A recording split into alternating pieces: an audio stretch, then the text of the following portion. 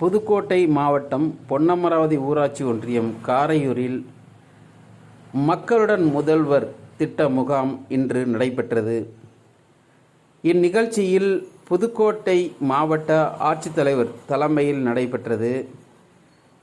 இம்முகாமினை சட்டத்துறை அமைச்சர் ரகுபதி கலந்து கொண்டு குத்துவிளக்கேற்றி தொடங்கி வைத்தார். இம்முகாமிற்கு அந்த பகுதியில் உள்ள ஏராளமான பொதுமக்கள் கலந்து கொண்டு தங்களுடைய கோரிக்கைகளை மனுக்களை அந்த முகாமில் வழங்கி எங்களுக்கான அந்த கோரிக்கைகளை விரைந்து நடவடிக்கை எடுக்க வேண்டும் என கேட்டுக்கொண்டனர்.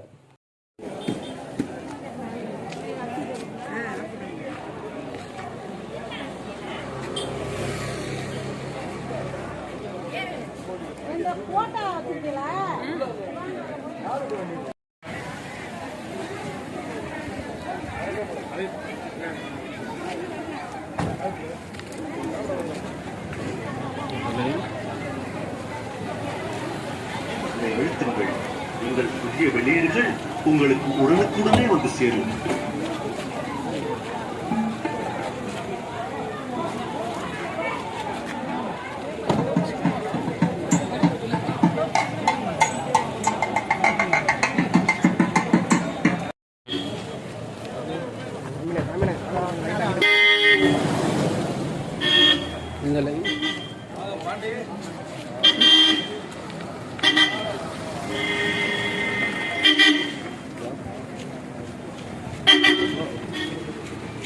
போட்டோ எடுத்துட்டீங்களா?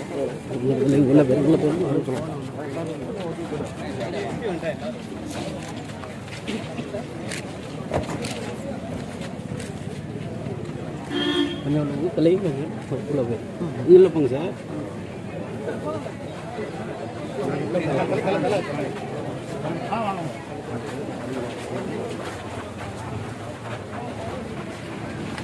மாண்புமிகு சட்டத்துறை அமைச்சர் அவர்கள் மதிப்பிற்கு மரியாதைக்குரிய மாவட்ட ஆட்சித்தலைவர் அவர்கள் தலைமையில் குத்துவிளக்கேற்றி துவக்கி வைப்பார்கள்.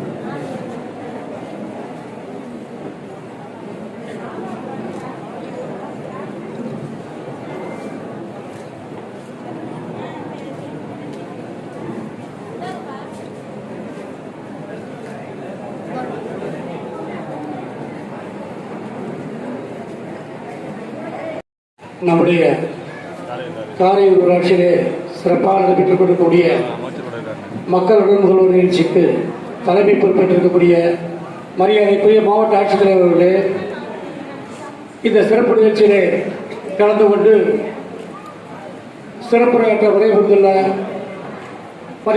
மதிப்பிற்கும் மரியாதைக்கும் போட்டுதலுக்குரிய திருமையும் சட்டமன்றத்துடைய உறுப்பினரும் மாண்புமிகு தமிழகத்துடைய சட்டத்துறை அமைச்சருமான அருமையன் ரகுபதி அவர்களே,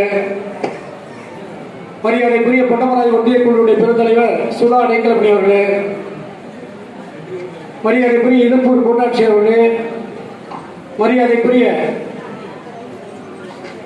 நம்முடைய பொன்னமராவதி வட்டாட்சியர் அவர்களே, பொன்னமராவதி வட்டார வளர்ச்சி அலுவலர் ஊராட்சி அலுவலர்களே, வட்டார வளர்ச்சி அலுவலர் வட்டார ஊராட்சி அவர்களே, மற்றும் இந்த இறுதி நிகழ்ச்சியிலே கலந்திருக்கக்கூடிய மாவட்டத்துடைய அனைத்து துறையுடைய அதிகாரிகளே மற்றும் அரசியல் கட்சியுடைய பிரமுகர்களே, வந்திருக்கக்கூடிய அனைத்து ஊராட்சி மன்றத்துறை தலைவர்களே, ஒன்றியங்களுடைய உறுப்பினர்களே, காரையூர் ஊராட்சி மன்றத்துறை தலைவர் மரியாதைக்குரிய பஷீர் முகமது அவர்களே, ஒன்றியங்களுடைய உறுப்பினர் மரியாதைக்குரிய வளர்மதி முருகேசன் அவர்களே மற்றும் கலந்து கொண்டிருக்கக்கூடிய அனைத்து உள்ளாட்சி மன்ற பிரதிநிதிகள் அனைவரையும் 30 நாளுக்குள்ள ஒரு நல்ல ஒரு பதில் கிடைக்கும்.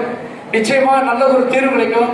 அதில் நம்முடைய சட்டத்துறை அமைச்சர்கள் அவர் சார்ந்திருக்கக்கூடிய திறமை தொகுதியிலே எந்த ஒரு மனுவாக இருந்தாலும் நிச்சயமா இந்த மனு மீது நல்ல ஒரு நடவடிக்கை எடுத்து தீர்வு காணப்படும் என்பதில் மிகவும் ஆர்வமாக இருக்கின்றார்கள். அவர்கள் இந்த தொகுதியை பொறுத்தமற்ற அத்தனை நலத்திட்டங்களை மிக மிக சிறப்பாக நடத்தி கொண்டிருக்கிறார்கள். அவர்களுக்கு நாம் என்றென்றும் துணை நிற்க வேண்டும். அதே போல நம்முடைய மாண்புமிகு தமிழகத்துடைய முதல்வர் தளபதி மு க ஸ்டாலின் அவர்கள் தானே முன்னின்று வந்து இதை நடத்தியதாக நினைத்துக் கொண்டு இங்க இருக்கக்கூடிய அத்தனை மனுக்களையும் முதல்வரிடம் தாங்கள் அளிப்பதாக நினைத்துக் கொள்ளுங்கள். நிச்சயமாக உங்களுடைய மனுக்கள் மீது நடவடிக்கை இருக்கும் என்பதை தெரிவித்துக் கொண்டு இந்த நிகழ்ச்சிக்கு வருகை கொடுத்த அத்தனை நல்லுள்ளங்களையும் வருக வருகை என அன்புடன் வரவேற்று வாய்ப்புக்கு நன்றி கூற விரும்புகிறேன். நன்றி, வணக்கம். நிகழ்ச்சி நடத்ததாக ஒன்றிய குழு உறுப்பினர் அவர்கள் இப்பொழுது வாழ்த்துறை வழங்குவார்.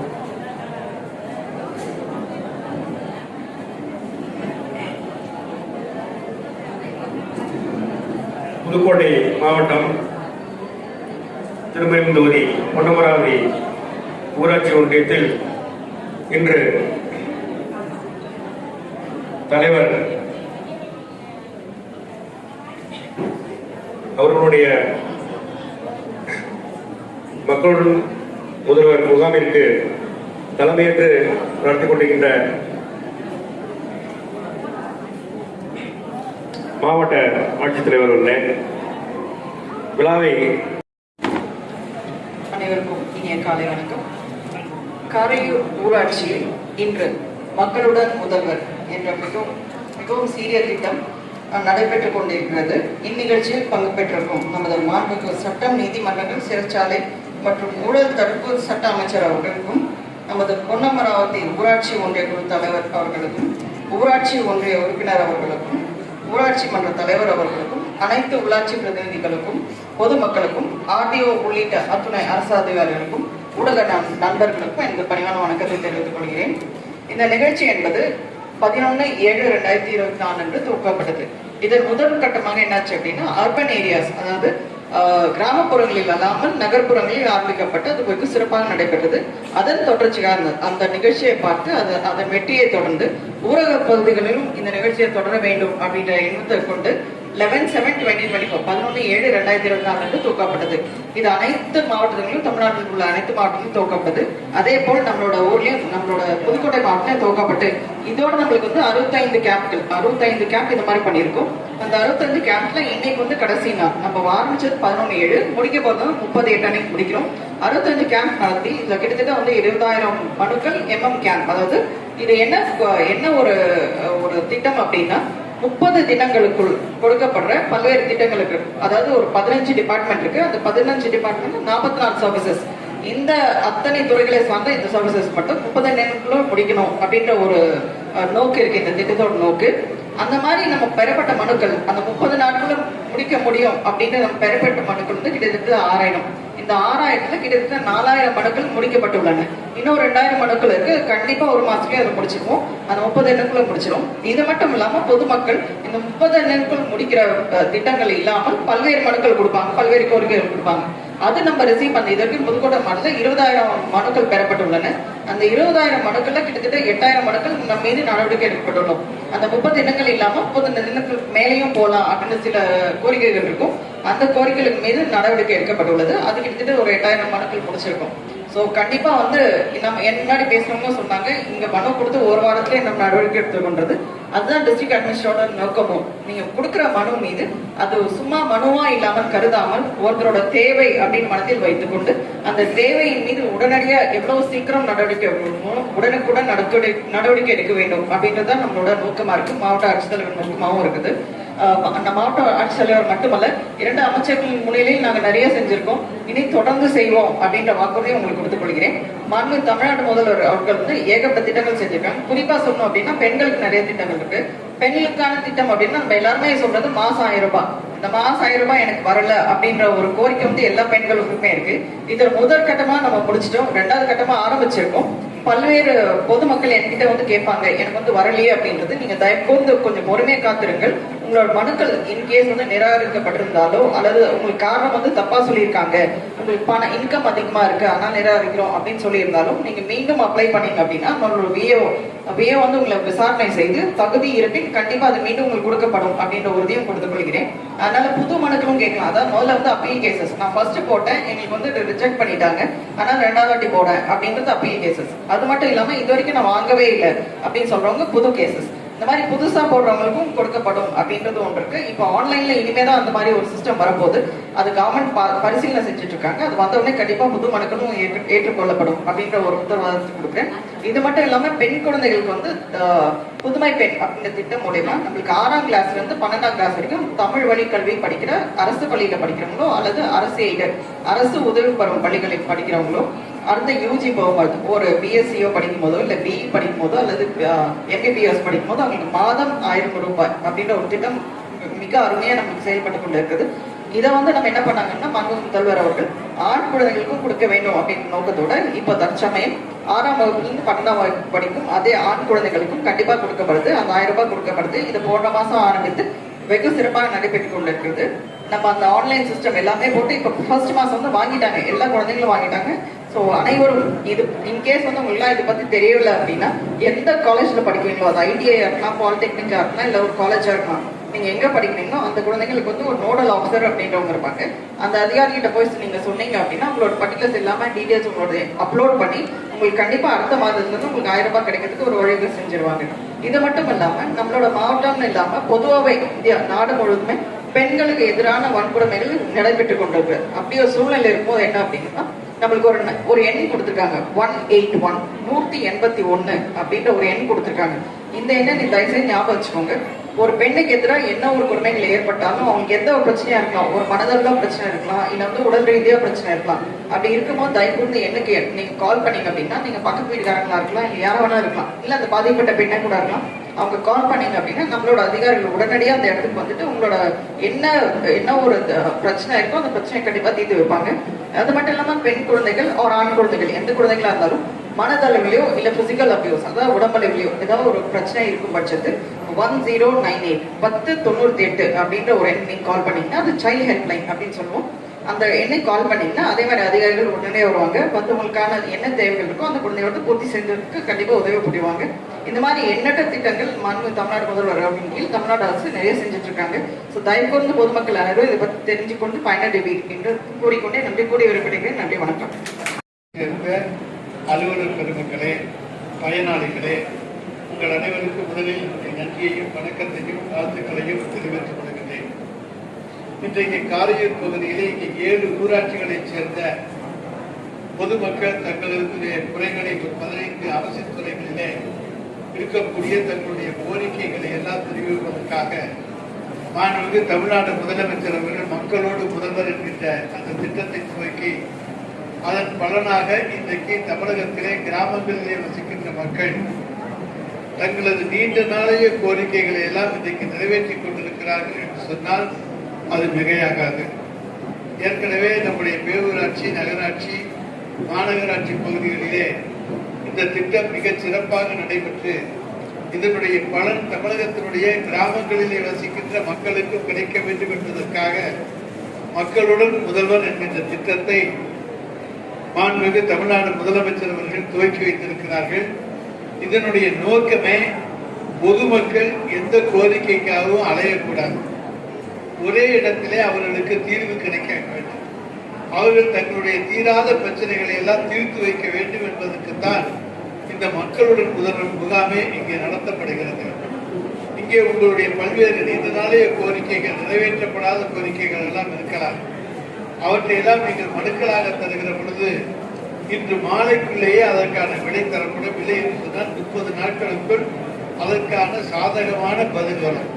அதாவது வில்லகமான கேள்விகளுக்கெல்லாம் பதில் சொல்ல முடியாது என்பதை போல வில்லகமான விஷயங்களுக்கு தர முடியாது. ஆனால் நிச்சயமாக மக்களுக்கு தேவையான அடிப்படை வசதிகளை நிச்சயமாக நாங்கள் செய்து தர வேண்டும். அதுதான் அரசினுடைய கடமை. அதை உணர்ந்தவர் நம்முடைய மாண்புமிகு தமிழ்நாடு முதலமைச்சர்.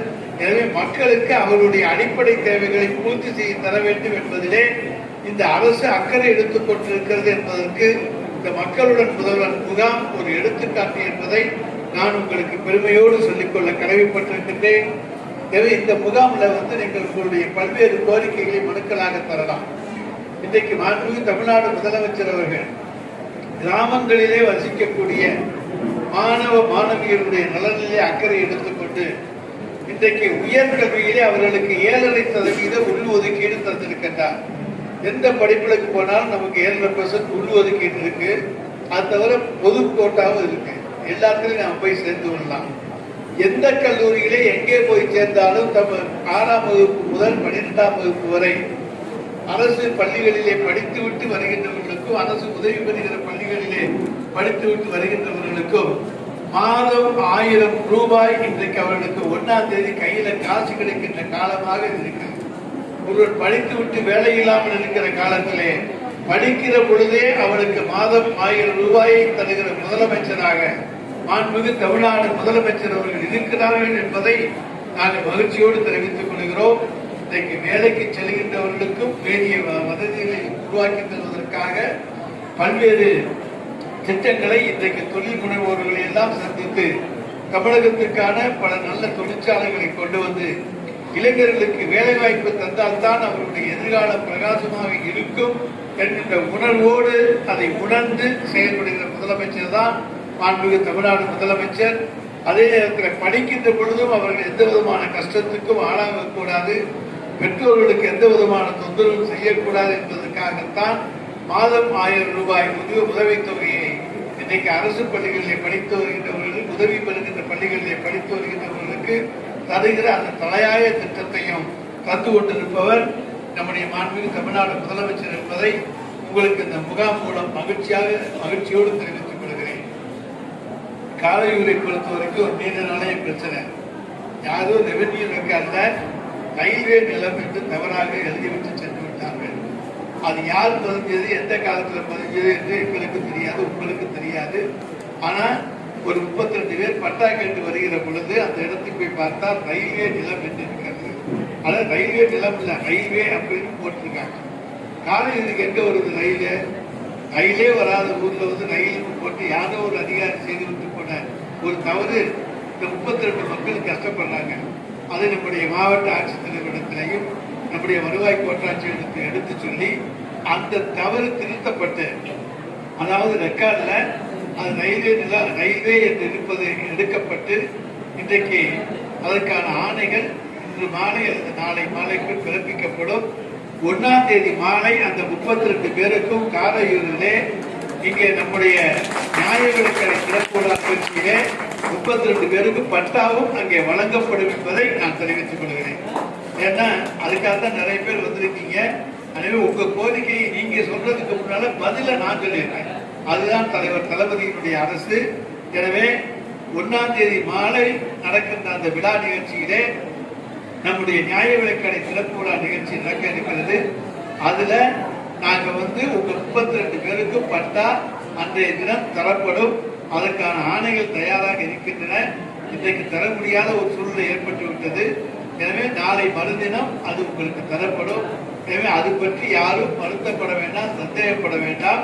உங்களுக்கு நாளை மறுதினம் அந்த பட்டாக்கள் வழங்கப்படும் என்பதை மாண்புமிகு தமிழ்நாடு முதலமைச்சர் என்றைக்குமே ஏழை எளியவர்களுக்கு பட்டா வழங்குவதிலே தான் மகிழ்ச்சி அடையக்கூடிய ஒரு முதலமைச்சர்.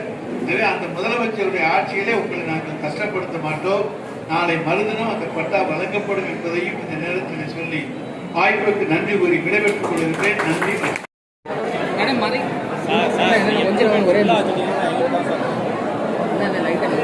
Thiru Subbaiah,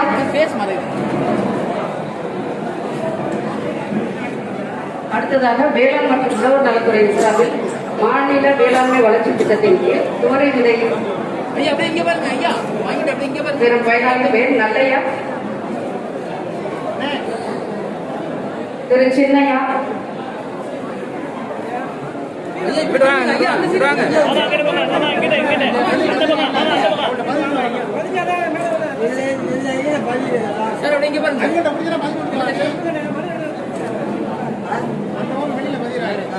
thank you sir.